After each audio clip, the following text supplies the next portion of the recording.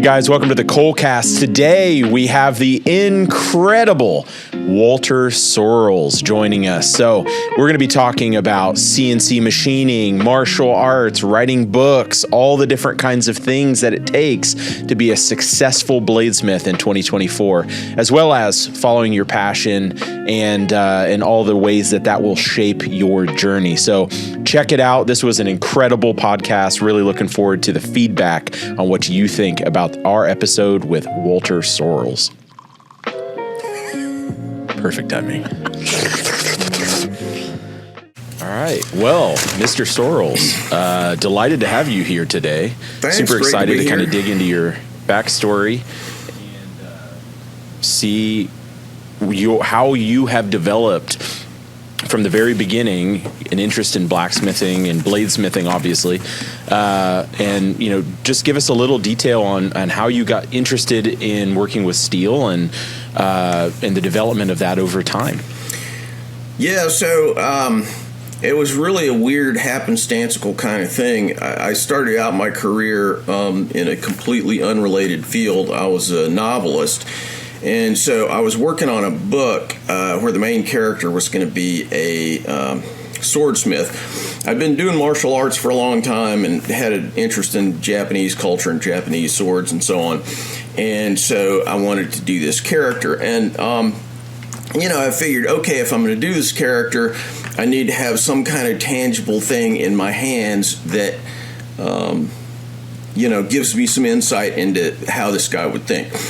So I got this little bitty piece of, just mild steel. I mean, I think I bought it at Home Depot, but I don't even know how you can buy a piece of steel this small. So it was like 2 inches long. Maybe I cut it off with a hacksaw or something. So I got a little Burns-O-Matic propane torch, I had a ball peen hammer, and I heated this, I held onto it with vice grips. So I heat this thing up, and it just barely gets enough color in it that you can see that something's happened to it. And I started beating on it on a rock. And, the metal just barely moved. And I was like, this is the coolest thing ever. And, anybody who's into knife making understands you get the bug and it just sticks with you. And, it took hold of me. So for 15 years probably, I wrote in the morning, and then in the afternoons I'd start making Japanese swords. And for really probably 10 years of that period, I really did them both as full-time jobs. And it was 7 days a week I was working, and a lot of times I'd work way into the evenings, and it was just kind of a treadmill. And after a while, my writing career was becoming kind of less fun. And so, I was just like, hey, I got to pick one of these things and just stick with it. And so, I let the writing thing go, and, I've been doing full-time swordsmithing ever since, or knife making, whatever. I have to say,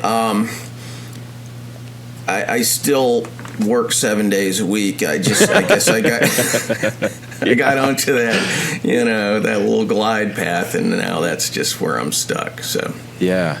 So when you got started, did you know that you wanted to share your knowledge immediately? Like, was the passion kind of overflowing and because it sounds like you pretty quickly started sharing what you were doing and learning on YouTube, right? I mean, well, YouTube didn't come along until later. So here was what happened. I had absolutely no intention of sharing anything with anybody. It was completely just one of these things where you fall off of one thing onto another thing. So the way it happened was, it sort of rapidly happened that I figured out the hamon thing, and my model was Japanese swords, and so I was trying to recreate Japanese, pretty accurately Japanese hamons on my sort of hybrid Americanized style things. And I kind of cracked the code on that pretty quickly. And so I was posting all these things on good old message boards back in the good old days, and people would see my stuff and they'd send me emails. Hey man, how do you make your jamones? And the whole jamon thing, I wasn't the first guy to do jamones on Western stuff, but it was a lot of people started kind of noticing what I was doing on that.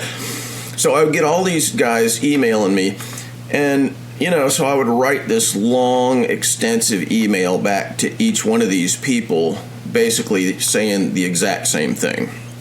And after I'd done that innumerable times, I was like, this is just stupid.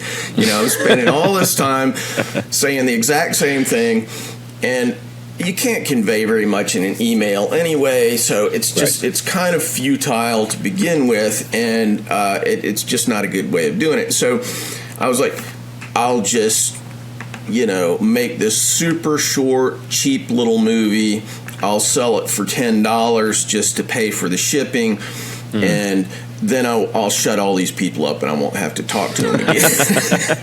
And, so being the obsessive type that I am, I got this little camcorder. This was in pre-DSLR days, so I got this little camcorder, and I recorded it, and immediately, because I had this writing background, so if I start thinking about here's some problem, I start kind of thinking of a narrative arc and how to put it all together. And so it was just kind of natural for me to write a script for the thing and to do it in a kind of, A to B to C to D kind of way. Yeah. And so I did this video and started selling it, and I got some response for that, and so I started doing some other videos. Again, I'm just selling these DVDs, sending them through the mail, and for young people, the mail is a thing where you go and you stick a thing with a stamp on it, and it goes to another place. Yeah. I did that for a while, and one day, I'd been hearing about this YouTube thing, and so I was like, well, maybe I'll take a little, clip from one of these videos that I've done, because by that point I'd done a forging video, how to forge Japanese swords, how to polish them, how to make all the fittings and all that junk. So I had a big set of these videos. These DVDs, and so I posted this little tiny clip on this thing called YouTube, and then I went away. So I came back like 3 months later, just out of curiosity, because I'd sold a few more DVDs, but the numbers of DVDs I would sell were I could count on my hand kind of, and so I come back, and over 100,000 people have watched this little clip, which was like 2 minutes taken from a 2-hour video. And I was like, none of these guys bought the video, and yet there's some weird interest that I can't explain in watching a 2-minute clip from this other thing. So maybe there's some kind of appetite for this. So, I basically looked at it as here's a little marketing opportunity for me. And I really wasn't thinking of it in any sort of grandiose, like, hey, I'm going to share my knowledge. It was nothing like that. I'm just trying to make a living here, And so I started putting out little instructional kind of things, mostly about Japanese swords at the time. But it just sort of took off, and so I've been doing it ever since, which is, believe it or not, this will be my 15th year. That's amazing. So how much of that was, how much of it at this point is the educational and create, like how much of your day-to-day work is the blades, and how much of it are you spending just creating this educational resource and all that? Right. So here's basically how it works. What I try and do is to do about one a week.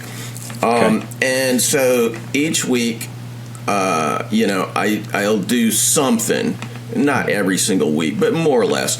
Yeah. And so the most involved ones will be me actually making an entire knife from A to Z or doing some kind of project. But some of them, I'm just blabbing about something that I think is interesting or, reviewing some kind of tool, whatever it might be. And basically every single time I make a video, it takes 3 times as long as I think it is, even though I've done this for 15 years. And I say, this is stupid. I'm just giving away my life.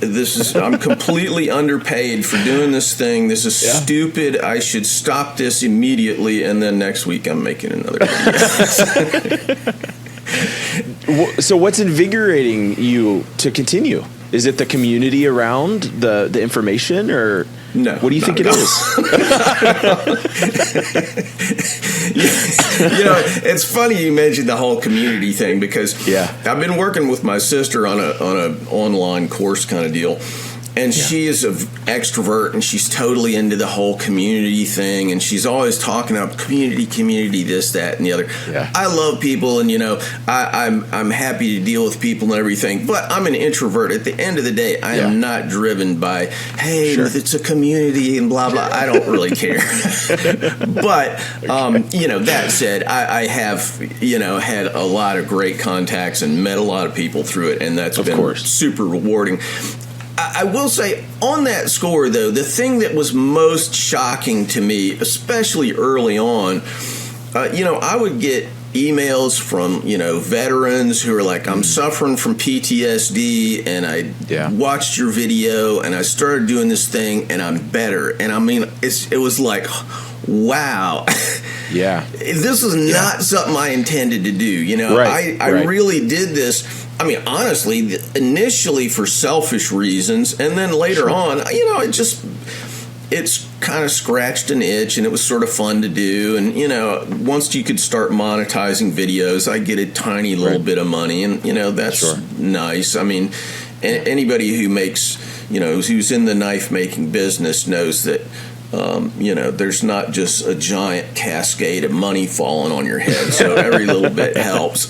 So, basically, I look at what I do now as having this little micro business that has all these little slices to it. And so YouTube is just one of those businesses. It's a bit of a front end for me, something to advertise my stuff. But, it does have this unintended thing of, I meet people that I wouldn't otherwise. And, I hear from people in Australia or North Africa or whatever it is. Like, holy, this guy's watching my stuff. Hey, by the way, am I supposed to not curse on here? If they slip out, we'll bleep them. Not a big deal. Okay. All good. Good. I in real life, I'm a drop the F-bomb all day type guy, but I never curse on my videos, so I'll be a good boy. And and actually, you asked about my early career, or at least I told you about it. And my first book, which I wrote when I was in my 20s, was just full of people dropping the F-bomb. And I had this friend who I thought was kind of a hip guy, and he read the book, and he was like, you might want to think about not so much cursing. Some people find that kind of off-putting. And I was like, if this guy feels that way, I really probably should go easy on it. So when you were doing the writing as your main income, was that also kind of something that you just started doing and it grew and it was a very natural, organic process for you to become a writer initially? Good question. Well, I guess that I probably would say no. My dad was a writer. My grandfather was in the newspaper business, and then it's lawyers on back into the 18th century. So there were people in my family for generations and generations. So, but in terms of writing fiction, I did have the example of my dad, but in a sense, I reacted to his entire career and said, I'm going to do it exactly the opposite from him. I was trying to write self-consciously commercial stuff. And, basically, I decided when I was in college, this is what I want to do. And I really focused on it hard. And I mean, literally, I went to I graduated from college on a Friday, and I started writing my first novel on Monday. So I didn't mess around. Wow. Yeah. I always tell people who are interested in doing artistic stuff, and like a lot of people, they feel like there's something a little wimpy about saying I'm an artist, but the reality is if you're making knives, or if you're making chairs, or if you're souping up hot rods, it's art. Art's not just painting pretty pictures on the wall, you know. And if you're going to be an artist, you totally have to be driven, and you have to be a self-starter, and you can't be looking around like, oh man, hey, have you got some ideas about, if you're not consumed with your own ideas, you're going to have a hard time doing this kind of stuff. And that doesn't mean it can't be a fantastic hobby for people, but if you really want to make it a livelihood or whatever, you better be prepared to get up and get moving. Yeah. Well, I think you're a good example of get up and get moving.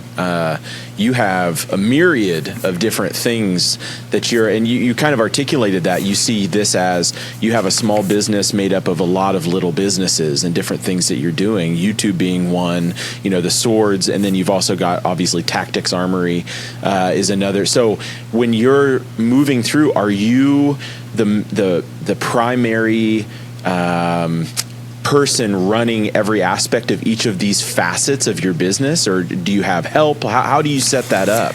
Yeah, so I'm one of these people who always thinks like, well, should I get somebody to help out on it? Well, then I'm going to have to educate him on how I want it done and all of this stuff. I'll just do it myself. Yeah, and so. I had a guy working, doing CNC stuff for me for a while. My sister helps me out kind of on the marketing side. And I've got a guy who, has been doing sheaths for me for years. But at the end of the day, this is pretty much just me. And, I'm a horrible businessman. I'm really stupid about how I do this as a business. So this is totally the dumbest way to do it. But, the flip side is I get to control everything I do. Every day I get up. I don't have to be responsible to anybody or for anybody else. I don't have to worry about making payroll or, my guys are, going to go on welfare if I have a little misstep in the market, But these days, I'm kind of ramping up the whole Tactics Armory thing, and I suspect that, I'm going to end up hiring some people to ramp this thing up.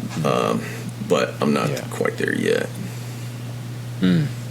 So when we're talking to lots of, let's say, small startup people that are wanting to pursue maybe it's any form of their art, right? Like whether it's woodworking or it's blacksmithing and bladesmithing and making knives and growing that. I do think that there's often, there's kind of two paths, right? Where you can pursue kind of for internal principles, if you would. I would kind of attribute you to that side where you're saying, I want to do it this way, and I'm not going to change that, and so I'm going to pursue this and be the sole owner and author of this. obviously we went the route of expanding and hiring and trying to, build a larger entity. But I think, what would you say was the primary catalyst that gave you the confidence to start when you did on your own? You said you're going to stop writing and you're going to start making blades. What gave you, or what do you think was the catalyst of that decision, being so confident in your willingness to take that step? Well, so specifically in this particular case, I'd been splitting my time for 15 years, and I mean, for real, I was making blades as a full-time occupation. It's just I was cramming 70 hours a week into my work week. And so, it wasn't like I was just like, oh, hey, this will be fun. I knew what the parameters of this thing were. But I will say, I've been reading a lot of stuff about genetics recently.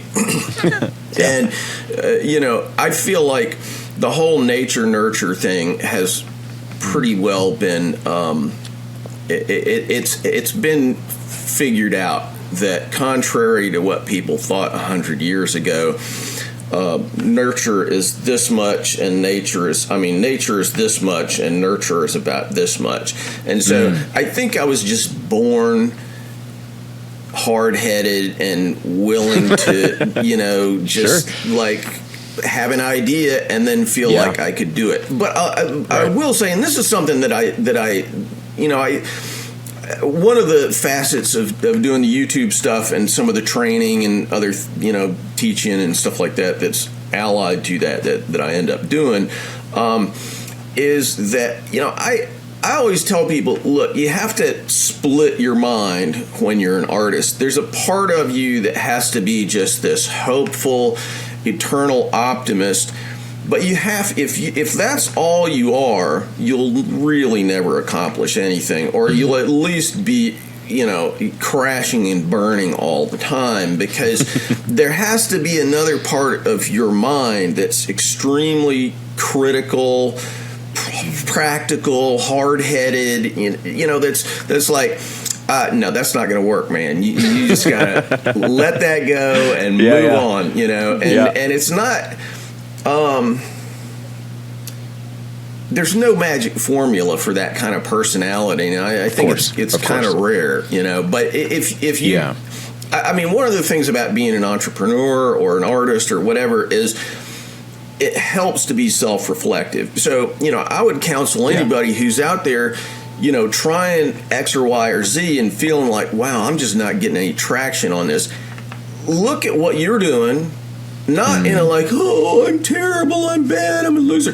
Just look dispassionately as though you were some dude off the street and say, what am I not doing? Could I staff this thing that I detest? Could I hire some dude, in the Philippines for, piecework to do the social media side of what I'm doing? Right. Could I... focus on one thing, or whatever it is. But if you look at yourself and say, well, probably the reason that this is not working out is X, then figure out a way to get around X. And it's not necessarily like you have to bulldoze over that. Just look at your own character and say, hey, what am I good at? What's fun to me? What makes me get out of bed every morning? Try and focus on that and figure out a way around the stuff that you suck at.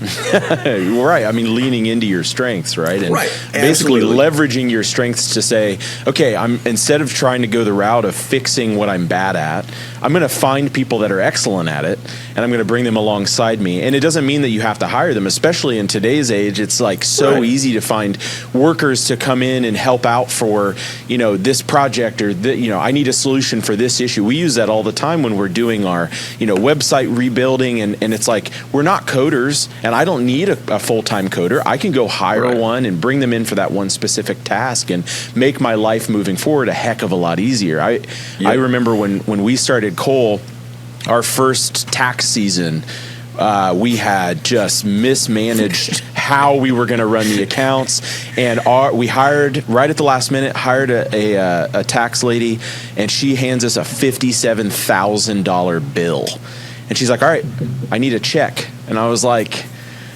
"Great, that's great news." And been there. So, yeah, so it's like, okay, so we both are bad at, Andy, my partner at the time, and I was like, yeah, we're both really bad at this. And so, shortly after we went and hired another tax firm, they righted all the wrongs. We ended up with a $20,000 tax bill. But, there are just things that pull the wind out of my sails personally when I'm passionate about a project and we're moving forward. The distractions can be cloying and really remove the focus on what I could be actually helpful with, especially as a business owner and somebody that's in the fold daily trying to make things happen. So I think that's been a consistent theme that I've heard from a lot of people that have made the jump and been successful, is you don't have to be great at everything. Find the things in a self-reflective manner that you're excellent at and lean into them full 100%. force. Yeah. So when you're doing your filming, I'm very curious about, because you said, so do you do it sounds very formal. You write a script, you have a plan. I mean, you seem like a very orderly guy. So is that very natural for you to do it that way? I would say I'm an orderly, disorderly guy. It's really, it's more, at least what gets me started on anything is obsession more than here's a list of, all the, right. But, I'll tell you one thing, and, this is kind of leaning into your strengths, is that, some of the most, I would say probably most of the most successful social media people are people who, have big extroverted personalities, and they can just talk on camera and just sound glib about anything. Yeah. And really, I think that glibness is the quality that is most important in YouTube. I don't have that. I'm the guy who's like, I'm thinking on my feet all the time. And I tried this occasionally just to extemporize my way through videos, and it always sucks. It always just ends up that I'm back there editing all the, all that stuff has to come out. And, and so it's just easier to write a script. And, I spent 30, 40 years of my life, whatever the number is, writing stuff. So it's second nature for me. Sure, of course. So how would you say that, are you more motivated now in this season by the process, learning, or exploration? What are you finding to be consistently motivating at this stage, right? I mean, you're 15 years in, you've got a lot of water 25. under the bridge. 25, okay. So 25 years into the knife making part of it. Okay, so that's a pretty substantial. So what are you finding continuing to be the fuel to your fire? Novelty, I'm a novelty driven person, and really, it's a thing that you're always juggling. If you know that you are moved by learning new things, and when I say novelty, really what I mean is learning stuff. I just am an information sponge. I just like reading books and finding out new stuff. These days I'm reading about neurobiology. I have no background in science. I have, it's just interesting to me. Yeah. And so, with knife making, I really started out focusing exclusively on Japanese swords when I got started. And I kind of moved away from that. I still make Japanese swords. I was out making a tanto, forging a tanto yesterday. But it's not as big a focus as it was when I first got started. And to a large degree, that's a business thing. I had a hard time making enough money because these things are so labor intensive. I mean, people just have no concept of what labor is involved in making a katana. It's just unbelievable. And so you have to charge, I mean, like, I still lose money, you know, in the grand scheme of things, if I charge $10,000 for a Japanese sword. Yeah. And so there are just not that many people who can plunk out, you know, $10,000. So, so, you know, really for kind of practical reasons, I started meandering my way over to the Tactics Armory thing, which is, you know, more production type model.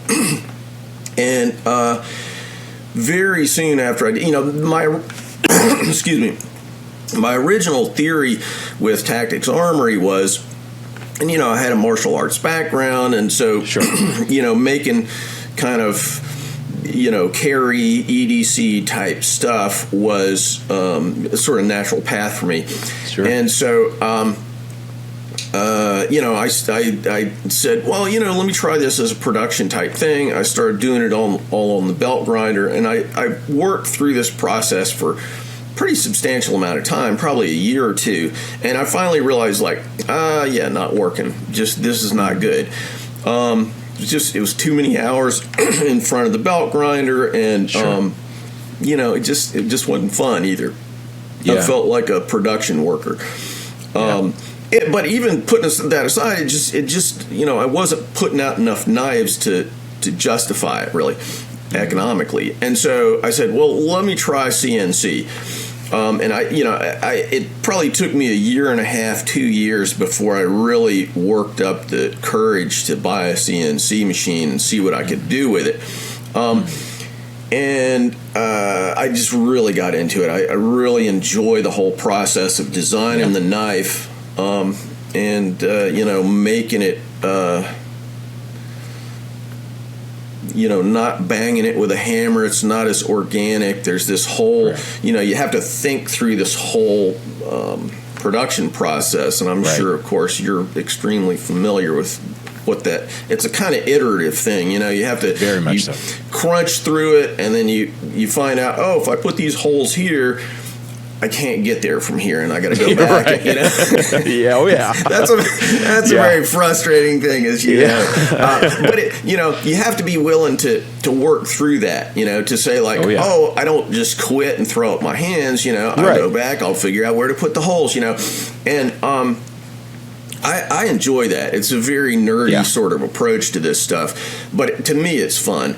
And so, you know, I kind of finally have doubled down on the CNC thing. I just got a big Haas, and you know, so you know, I love it, you know, and it's funny because I still, you know, every time I do that for a while, and because this past year it's just been really, I've been just thinking about Tactics Armory. I've done very, very little in the Japanese sword realm, haven't been forging a whole ton. Went out this week, and I spent the whole week in the forge, hammering, making the tontos and, you know, tongs and stuff like that, you know. And I was like, oh, this is so great. The fire and the hammering, the physicality of it, you know. Right. But I know that, you know, tomorrow I'm going to get up and start working on something on the CNC machine. And I kind of like that variety. It's a dumb business model, but it's fun for me. Yeah. Well, when you say it's a dumb business model, I mean, at some point, the enjoyment is part of why you're here in the first place, right? I mean, that's kind of the motivation to get up and do all of this. None of this is like the easiest way to make a quick buck, for sure. So there's a lot of passion and so from your CAD and machining side, were you self-taught? What program have you found to be successful for that? Like, give me some of the technical information that you like to use for that side of things. Just the history side of it. You know, I bought a lathe, you know, a metal lathe, probably 20 years ago. And I thought I was probably going to do some hobbyist gunsmithing. I really wasn't thinking about it in terms of knife making at all. But I figured, I'll use it some. And I also got a mill. And I don't remember a manual mill. I don't remember which one I got first. But I started feeling my way into the whole machining thing, and so I to this day, in terms of manual machining, I'm not that good. I'm always like kind of making it up as I go along. I'm not formally trained at all. I mean, I've never even like gone to a community college and taken a course, which any sane person would do. But I mean, honestly, I love just like figuring stuff out myself. And so to me, that's part of the fun of it. So anyway, by the time I got the CNC machine, I did have some sense that like, you have to turn this thing at a certain speed or it's not going to work. You have to feed it at a certain speed and so the whole feeds and speeds thing and how deep and, all that machining minutia, I had at least some sense of what I didn't know and what I needed to know more about. So, when I got into the CNC side, I bought a Tormach 770 for those who are into that sort of thing. I think I paid $11,000 for it. And, there are people who kind of deride Tormachs and these little hobbyist, and educational type machines. But the truth is, for what you pay, the capabilities of these things are unbelievable. I mean, I'm old enough. I predate CNC, period. Like, I came from the days back when people just twiddled knobs to make things. And so for me, I was able to look at the Tormach and say, this is just unbelievable what I can do with this. So I used Fusion 360 to design everything. The reason I started with it is just because it was cheap. It was free at the time. I pay for it now, but it's still way cheaper than AutoCAD or some of these, Yeah, we use the same thing. And, for people who are just getting started, the thing about CNC is that the prices, the cost of doing CNC stuff has come down, but you're still playing in the sandbox with Ford Motor Company. And so, a lot of the pricing for this stuff is really geared to giant international companies that can just throw money. Just, hey, here's more money, here's more money, here's more money, and, we can't do that. So you have to navigate your way through that. But nonetheless, like a human being, a normal person who doesn't have a, giant revolving credit with an international bank can actually buy a CNC machine. My Haas that I just bought, which is a beast, it, by industrial standards, it's not much, but by normal human standards, it's unbelievable what you can do with the thing. And it's a leap, a huge leap over what the Tormach could do. And so, I can buy that for the price of a pickup truck, Right. So it's like, that's a lot of money. A pickup truck's a lot of money, but it's not, it's not like, it's not like I got to mortgage my house to get it. Right. Well, when we started things, we bought the first mill we bought was a Bridgeport clone. Didn't have a DRO, no power feed. We're just sitting there turning knobs, and so the second mill we bought. Footnote to that. How quick before you got the DRO? Well, so funny story, quite a while. We actually bought 2 more mills with DROs, but we didn't know how to hook them up. And so we had never had a DRO. I didn't even know what I was missing. And one day I walk out and Andy's like sitting there watching the readout. I'm like, oh, you got it hooked up? That's really cool. And I watched him for 2 minutes and I was like, oh my gosh, what have I been doing? Total game changer. So the reason I asked is because I bought my mill and I was like, oh God, I'm going to have to, it was like $1,300 or something to get the DRO on there. For those who are watching and don't know anything about machining, a DRO is a digital readout. It's just a little screen that shows how many thousandths of an inch or, millimeters or whatever it is that you're traveling your tools around. Yeah. And so I bought the mill, and I got it, and I twiddled the knobs for about 2 days, and I was like, this is super stupid. I need to get a DRO. So I got a DRO.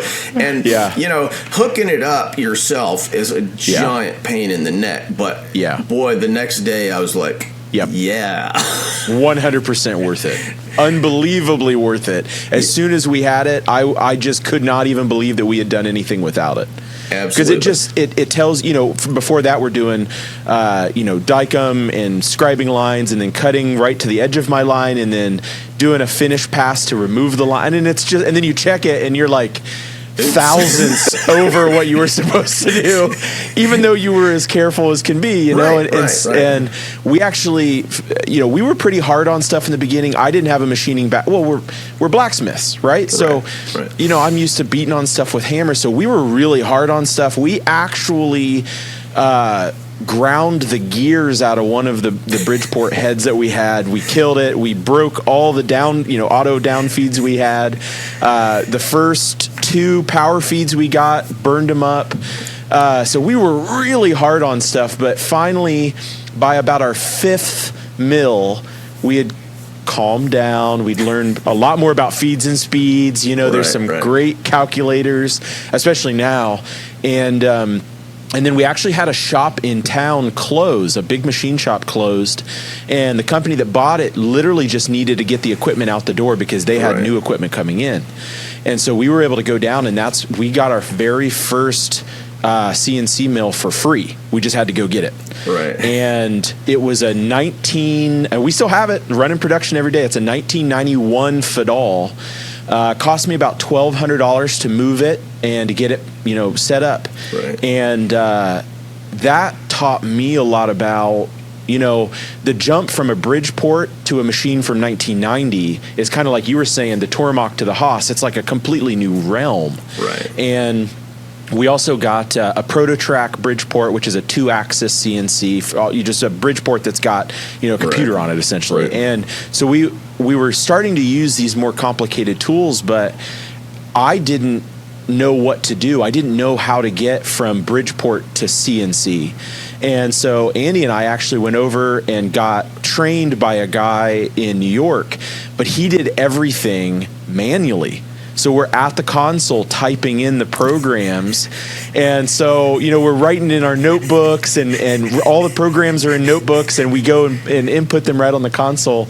And I remember one of the guys working for us, we hired a real machinist, and he's like, hey, have you ever heard of Fusion 360? And it was like, no, what's that? And so he's like, well, I'm going to help you. And so, everything was hand drawn and all of our drawings were literally drawings.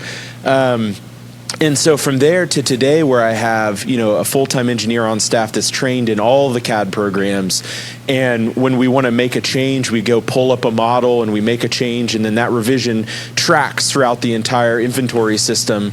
It's like, when we started this thing, we were using angle grinders and drill presses, and so it's pretty amazing to see that development. But for the ability of a small maker, if I was still in the garage, I feel like I would leverage my house if I had to go get a CNC machine, because the capability that it allows you to do so much without standing there turning knobs or grinding or drilling holes on the drill press.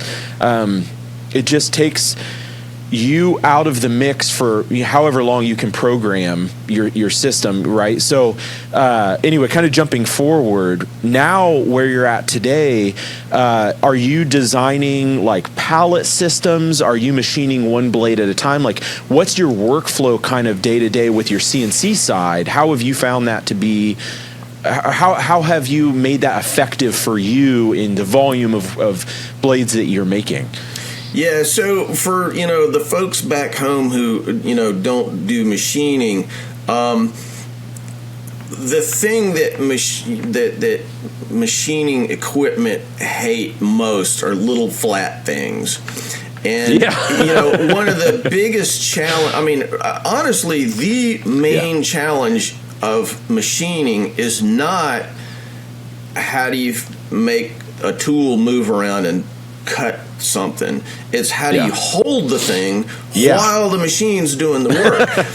And it seems dumb, but really, like, that's easily half the game.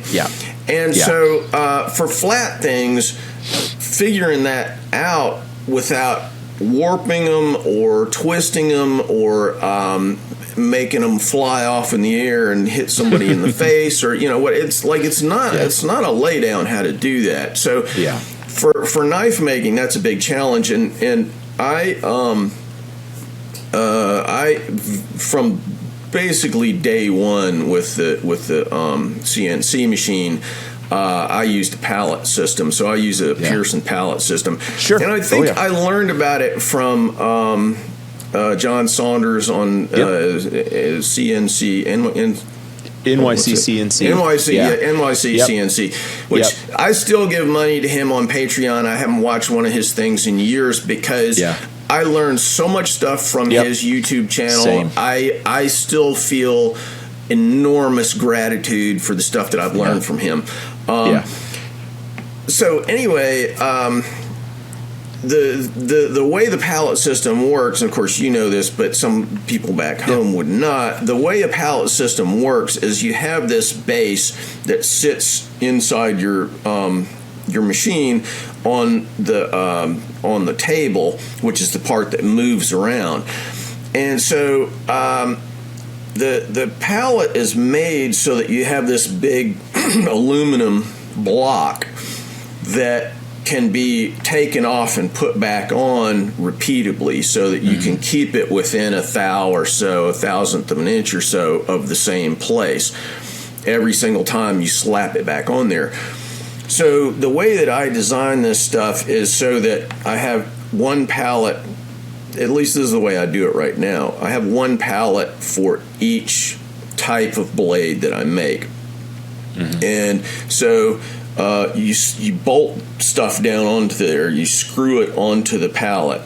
And so everything is made so that I can use an electric drill, screw it on, screw it off, so that going from one piece of metal to the next doesn't take too long. And so, there's one operation that drills holes in a piece of metal. So I'm starting with a knife-sized just piece of flat stock, bar stock. And then I'll move that to a second position and I'll mill the outline and add any other features that would go on the periphery or any engraving or, jimping, any of that kind of stuff. And then I'll move it to a third and fourth position where I mill the bevels. And so, it's just taking that pallet in and out or screwing things off and on. That's really the way it is just screwing things off and on.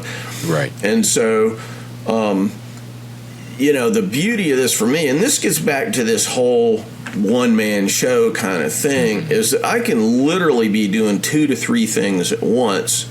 Not in a stupid sort of way. So I can put something into the CNC machine, and some of these things are very quick operations. If you're just drilling, it happens real fast. But there's other stuff that takes a good while, and so I can put it in there. And like if you're a professional CNC operator at some factory, you put something in the CNC machine, then you just sit there, with nothing to do in some cases, depending on how many machines you have and all that sort of thing. But for me, I put the thing down, hit the green button, boom, I'm off doing something else. And that way, it's such a force multiplier. I can really not delusionally, telling myself I'm doing something that I'm not. I can genuinely do twice as much work in one day. That's absolutely super cool. Yeah. Well, and it's like you said, it's absolutely necessary for a one-man show. You know, I mean, you have to have that. You're basically, it's a robot, right? I mean, that's kind of the thing. You're handing off. It's your design. It's your pieces. You're picking the steel. You're picking the shapes. You're telling it what to do and how to do it, and then it does it the same way every single time. And I think we're up to like 6 or 7 CNC mills here, and then we've got a nice big CNC lathe. But the amazing thing is every time you add one, it's like, oh, I have no idea how we were making this work without it.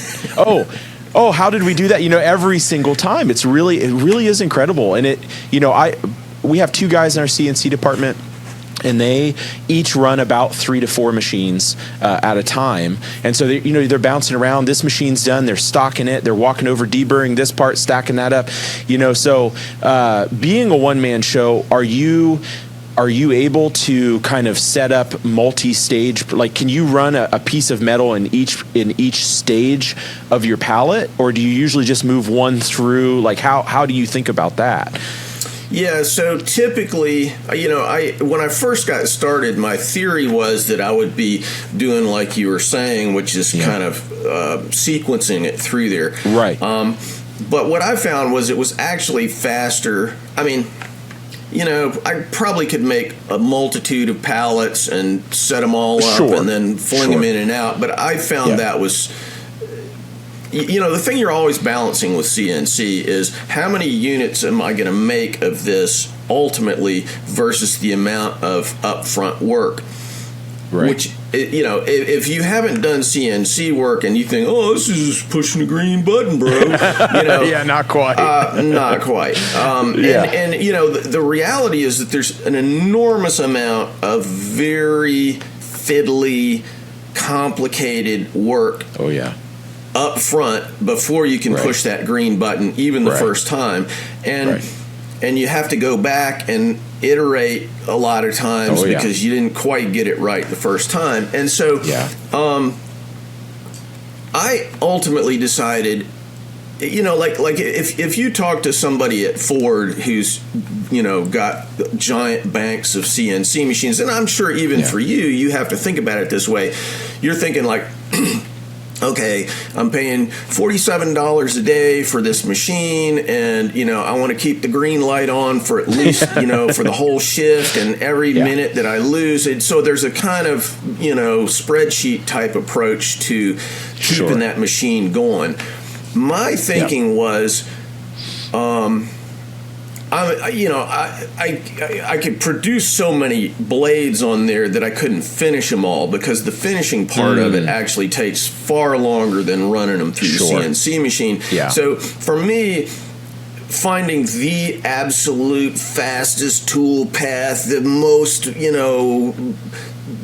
if you hired some efficiency expert with a PhD from Penn State, he would say this is a really slow way of doing it. But actually, for me, in my processes, it works out fine, sometimes doing it kind of slower.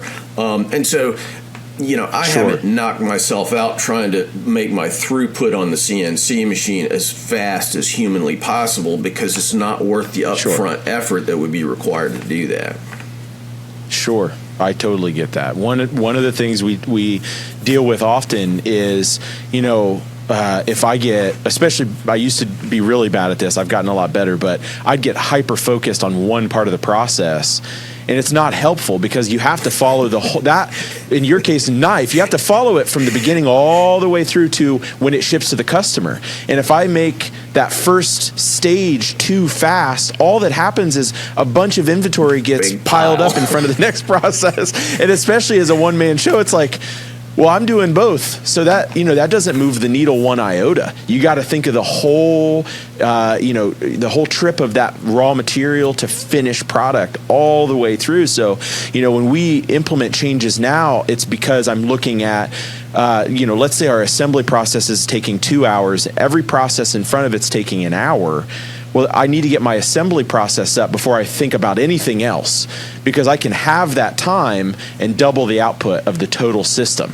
And so, we've got a couple of resources locally that do like lean training, and I read about the history of lean and got really nerdy into it, because the history isn't what it looks like today. The history was, Taiichi Ono with Toyota trying to save the company after the entire country of Japan had been decimated. Their first truck came out with a single headlight and one set of brakes, because they didn't have the raw materials to put anything else on you. That's that problem-solving passion that it's like, man, that resonates with me, to my bones, because that man had a hill to climb, and ended up bringing an entire industry with him. So, I get really excited about that kind of stuff. But anyway, as you're kind of looking forward, I'll just kind of jump topics here. As you're looking forward, what are you hoping to accomplish over the next few years? Are you seeing additional facets of business come to play, or are you just looking to really develop the depth and breadth of what you've already got started right now? The latter. At this point, I'm really focusing on Tactics Armory, and let me talk a little bit about Tactics Armory and kind of how that morphed out of the Japanese sword thing. Like I said, I had been doing the Japanese sword thing for quite a while. When I first got started, I was kind of surprised at how many people were interested in buying stuff from me. Mm-hmm. I underpriced a whole bunch of swords, and it took me 10 years to work my way through my backlog. Wow. It was one of the most horrible things, that I've ever done in my life. And there were a lot of other things going on. My wife was sick, and there's a whole bunch of stuff that I was fighting my way through, all of this stuff. And the thing about the Japanese sword thing is it's kind of feast or famine, because you have to go through this long process to finish these things. And the footnote on that, my wife's fine now, so good, wonderful. all's well on that front. Yeah. But anyway, the Japanese sword model was very lumpy from a financial standpoint.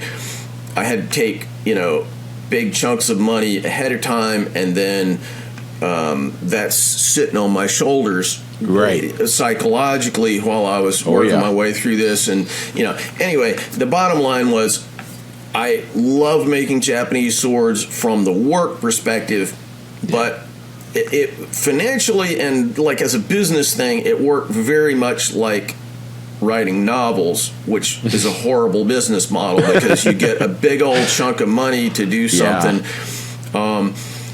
Once you're established, you get money up front, and then you have to write the book, but you have to make them happy. And if the editor or your agent or anybody in the chain of decision making doesn't like where you're going, then your amount X that is supposed to last for 6 months or a year may have to last for 18 months. And so now you goose egg for 6 months, and it's just unbelievably horrible, as a lifestyle. And that was the kind of cycle that I had to deal with Japanese swords too. Just lumpy, and income goes up and down, all this kind of stuff. And it was all futures, So the reason that I moved in the direction of the Tactics Armory stuff, which is small, more production-oriented blades, was really, it seemed like a more sensible business model. Not that the job part of making the knives was as fun necessarily, though it's turned out to be incredibly gratifying. But that's another story.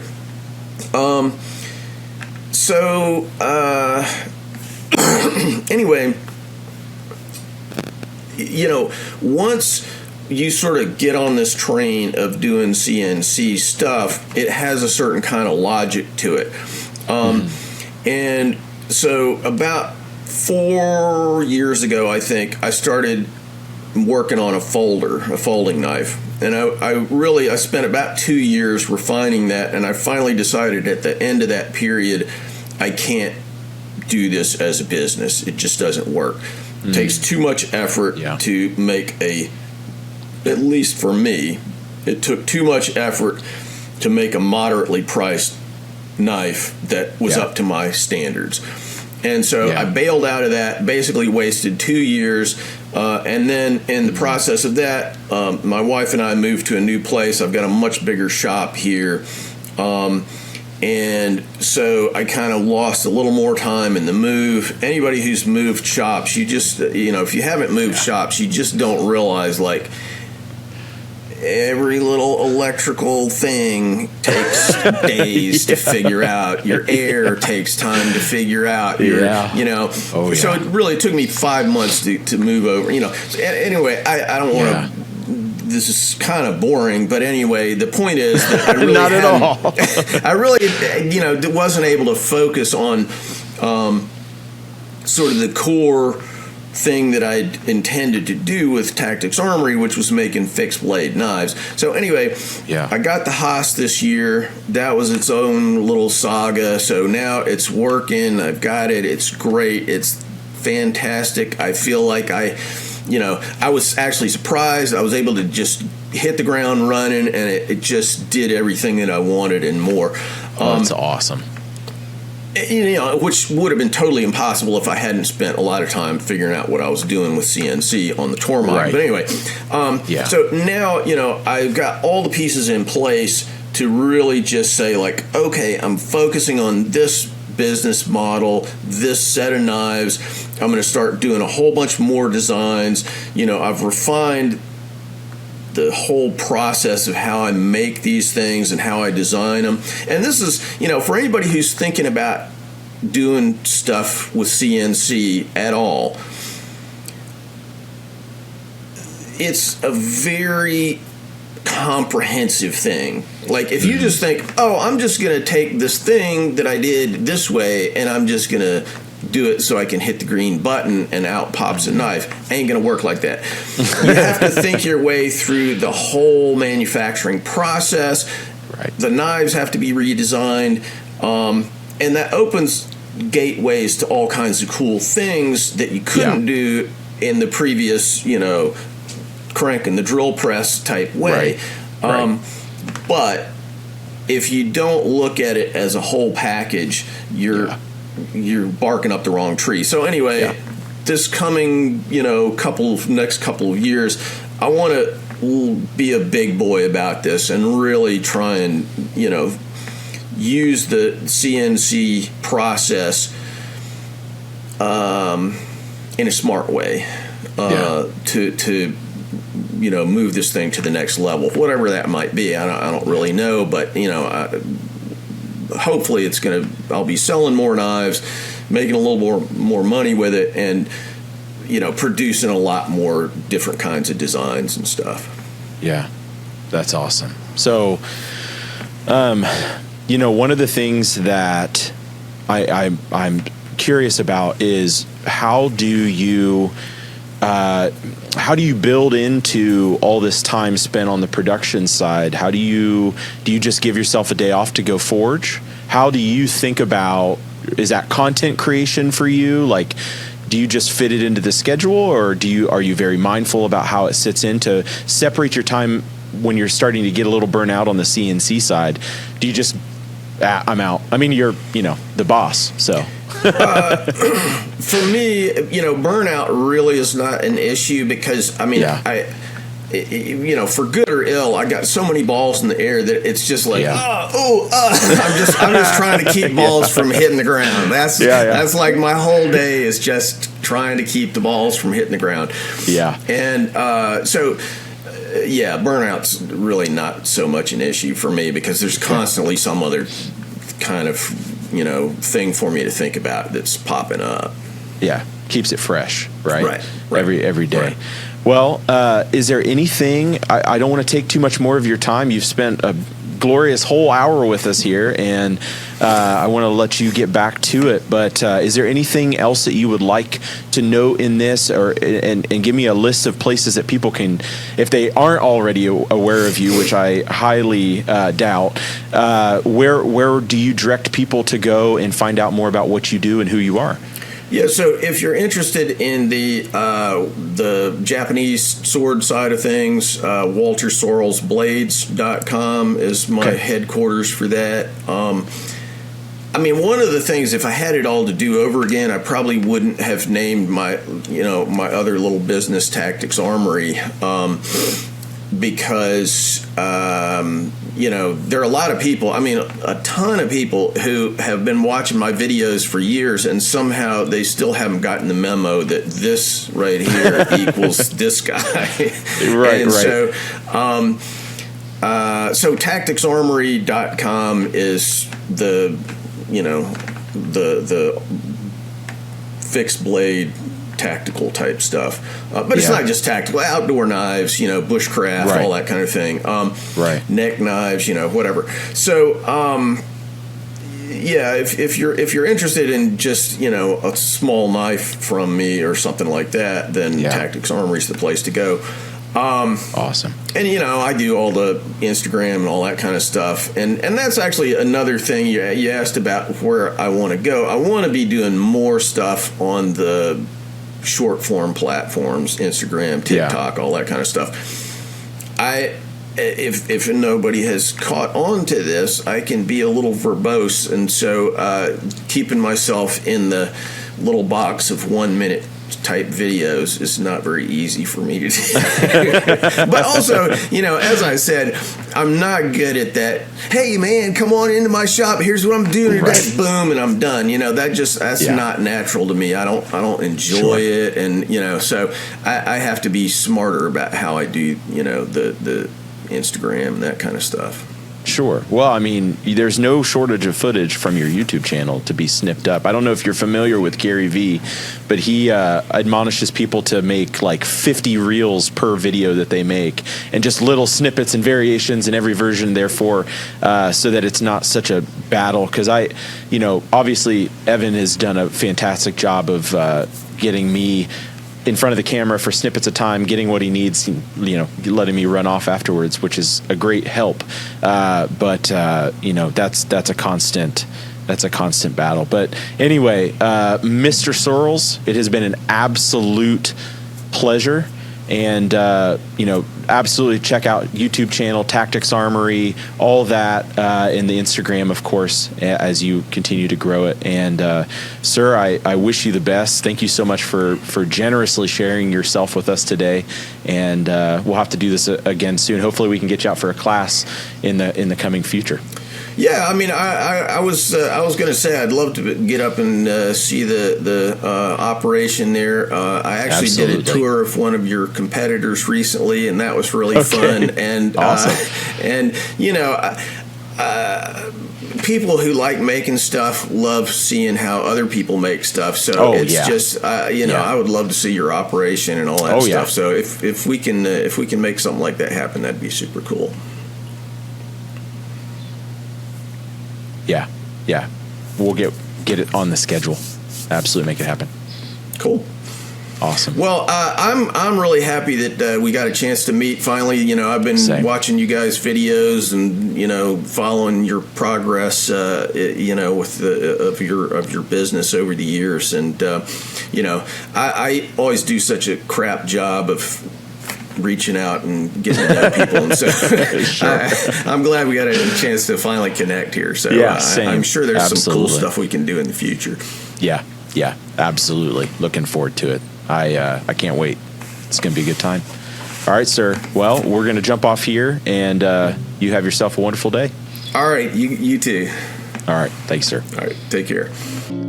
All right. Well, thank you so much, Walter Sorrells, for that incredible podcast. Spending well over an hour with us. We had some fun technical hiccups there in the beginning. And, if you want to stay in touch with Cole Ironworks, check out coleschool.com to see our upcoming classes. Right here in Anderson, Indiana, we've got Zach Herberholtz doing a one-day couples forged rose class. That's going to be fantastic. I might have to do that with my loved one, as well as Jason Knight himself is going to be in the house forging a brute to forge chopper. So check out coleschool.com for ways that you can come join us. You can clip it, right? Wait, I'll give you a pause. All right, thanks so much for listening, and stay tuned for more.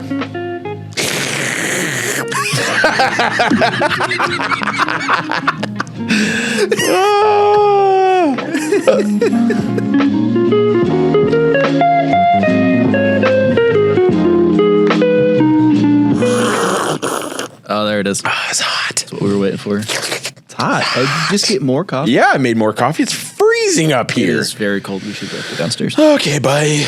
Thank you.